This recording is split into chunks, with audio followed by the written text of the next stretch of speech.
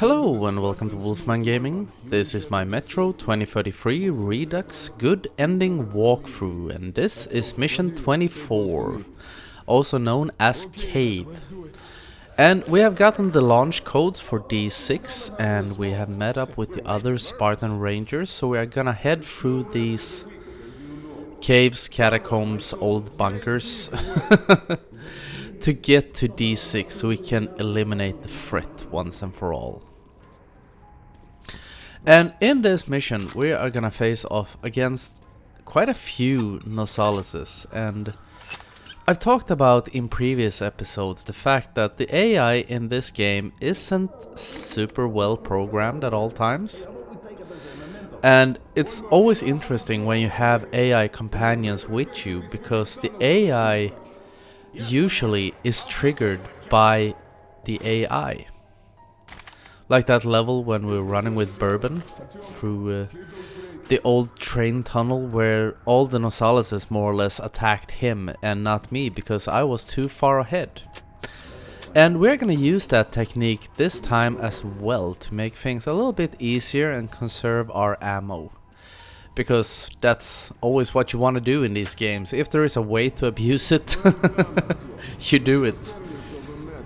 Or at least if you want to make it as easy as possible, and that is always the purpose of a walkthrough, or should always be the purpose of a walkthrough. So, as my comrades are running into this giant room and they are gonna be attacked by a bunch of Natas, I'm just gonna hang back here and wait for a while. And I'm gonna pick off any stragglers that come my way.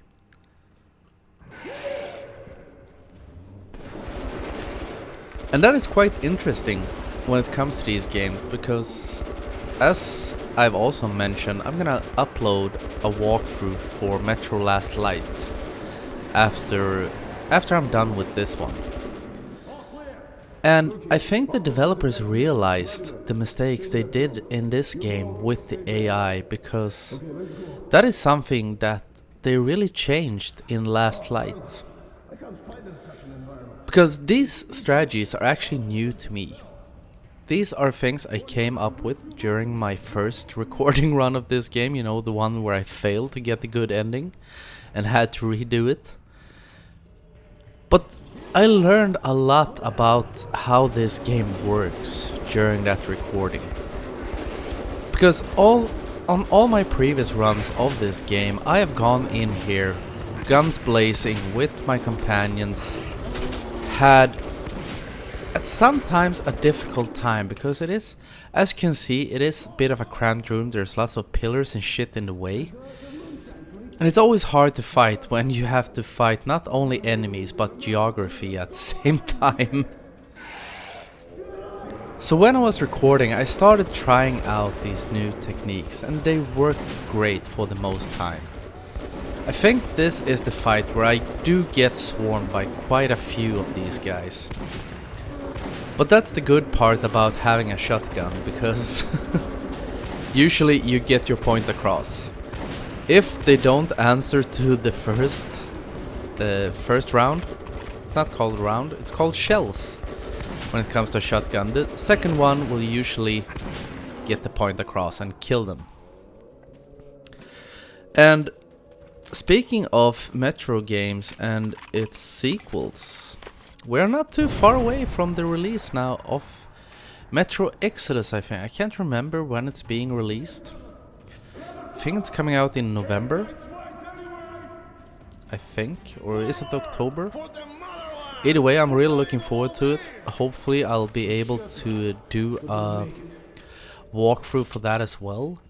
And since we are getting close to autumn, which is the golden age of game releases, you know, during summertime it's like completely still and no new games come out.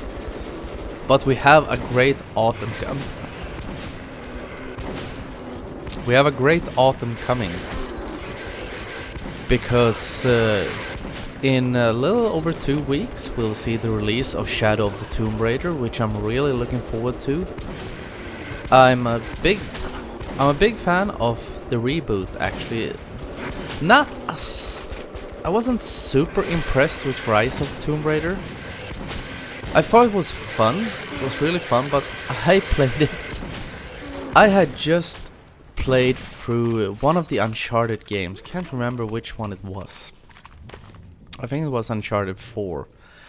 And started playing Rise of Tomb Raider, which was a bit of a mistake, because if you have played both those games in succession, you will know that Rise of Tomb Raider is a bit more sluggish. Lara Croft isn't as nimble as Nathan Drake, so it felt a bit heavy at times.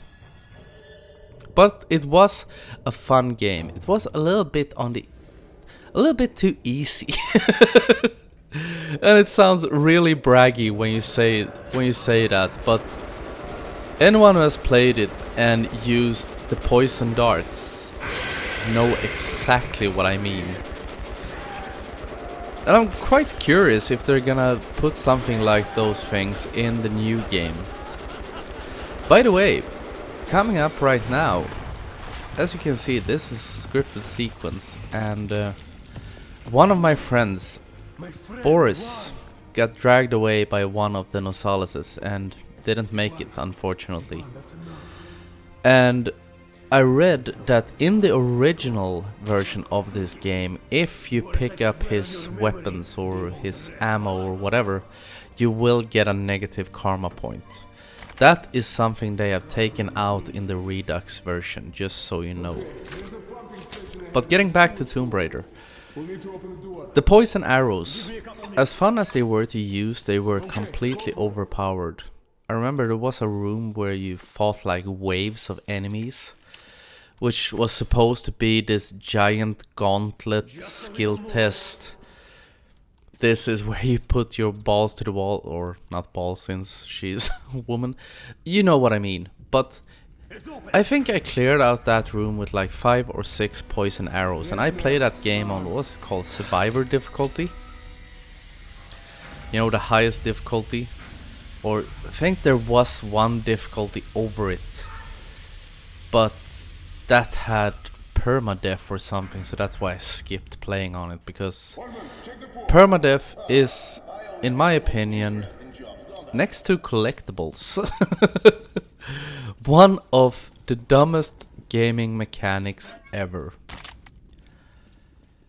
Because I think playing a game is a learning process. All clear. Let's move.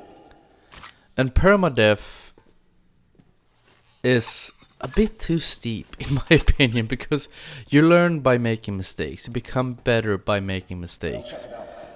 And even though you do have the ability to replay the game, but say for example, if you die on level 5 and you have played well through levels 1 through 4 and you make one mistake, you get killed and you have to redo everything again.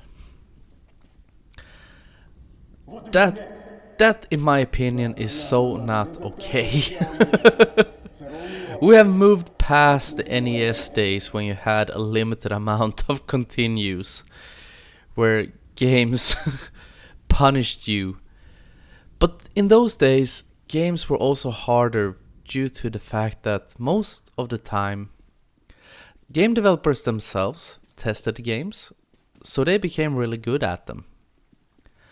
So in order to make a challenge, they made the games harder, so they would get the challenge. But us normal mortals who couldn't beat them on that difficulty, we got fucked. And also, in those days, if you start watching NES speedrunners or playthroughs, you realize that most of those games are extremely short. So adding extra difficulty and limited lives was also a way for game developers to make you feel that you've gotten an extra bang for your buck. Because games in those days weren't cheaper than they are today. They were fucking expensive. And I remember as a kid, one of my absolute first game consoles, or my very first game console, was an Intellivision. God knows why we got that one. But the first console I remember getting was an NES. And like most kids from the 80s, I'm born in 83, so I'm turning 35 this year. I loved NES, and I only knew one guy who had a Sega. Thought that was fun as well, but that's the only time I played it. But I had like 5 games or something like that, because games were expensive and you had to play the games you got. And they were tough as balls. I remember one of the games I had was Mega Man 1. And still to this day, having played through Dark Souls, having Platinum Bloodborne, having Platinum Shovel Knight, I still can't fucking beat Mega Man. Because games in those days had a difficulty that is unmatched today. As long as you don't put permadeath in it. Can you please get away from that mechanic? But getting back to releases, I've talked on for long enough about that. Getting back to the new releases coming this autumn or this fall. Also we have Metro Exodus that I've broached over, and I'm really looking forward to it. And also Call of Cthulhu is finally coming out. It was supposed to be released last year, and really funny thing is, if you go into the developer's own website and you click on Call of Cthulhu, and this is no bullshit, I did this just like a week ago, it actually says Call of Cthulhu will be released at the end of 2017 on consoles and PC. Which is amazing. But that is a game I'm really looking forward to. Only hope I have is that you will have means to defend yourself. Because I've never been a big fan of games where you can't protect yourself. Like Alien Isolation, Outlast, Amnesia, or if we go back to older games like Clock Tower. Give me a weapon, give me a board with a nail in it, whatever. Just give me a chance to fight. I don't just want to hide from the enemies, and that's what I talked about in what was it, the archives level? Those tense levels in games. Just a quick note here. Here we are introduced to the spiders, and I don't think this is the first instance where you run into them in this game. They are allergic to light, so as long as you keep your flashlight lit, they will run away from you. You'll see them start flaking and burning, and if you manage to shine on them long enough, they will fall over on their backs and they will die. Love those. Love that kind of enemies. That just keel over and say fuck it. But anyway, tense games, or games where you can't defend yourself. I've never been a super big fan of those, because I want the ability to fight, not just flight. And I think it can work in games that are fairly short, as games like Outlast, or I think Amnesia also is quite short. I was really skeptical when Alien Isolation came out. As I said, I haven't played it myself, because I'm not into that kind of games, and also I think that kind of mechanic, we have to run and hide, it can work in a fairly short game, but a game that takes around 15 hours to beat, I imagine that would feel like a really big stretch. It was quite fun when Alien Isolation came out, because it got really mixed reviews. Some of them called it genius, and some of them said it was the worst game they had ever played because it dragged on for too long. But I guess time will tell. It will be out on 30th of October, I think. So I'm looking forward to it. But that's a really bad date. Because something I think almost every gamer knows is that on October 26th, we will finally see the release of Red Dead Redemption 2. And that is a game I'm really looking forward to. I really love the first one. Great game. Only critique I could come with towards that game is that I thought that the world was a bit too empty at times. Because if you rode from New Mexico up to whatever the city was called, right up at the northeast part of the map, it will take you quite a few minutes to get there, and you may run into one or two bandits, or sometimes you just went across an abandoned wasteland. And I hope they will put in a bit more things in this one. 4 was a great game, but bit too abandoned times at, for lack of a better word. But heading back to this game for a little bit, why not? I've been ranting on about new releases coming. And we have actually gotten through most part of this level by this point. And we have reached the train station that will take us to D6. And all you have to do now is head over here on this way, and we will meet up with our friends once again. And you can see also earlier wow, that is some horrible sentencing. I used the flamethrower, was what I was gonna say, which I picked up in Dark Star. And the flamethrower is a beast of a weapon. You gotta love a weapon like that. Because it is almost an insta-kill when you turn the flames on enemies. And I like the fact that the corpses are still burning after they die. But now we have finally gotten aboard the train, and all you need to do is wait for all your little friends to move their butts on board. And it's always interesting with these parts. I can never understand why the AI at times is so slow to move. Because the train is here, it is empty. You can see that, guys. I've been running back and forth throughout this train 2 or 3 times, and then finally, yeah, okay, it might be safe.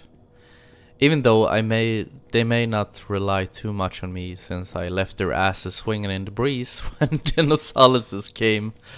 Like, yeah, you guys go in there and fight. I'll just hang out here in the background and wait for you to take them on. I'll have a coffee in the meantime.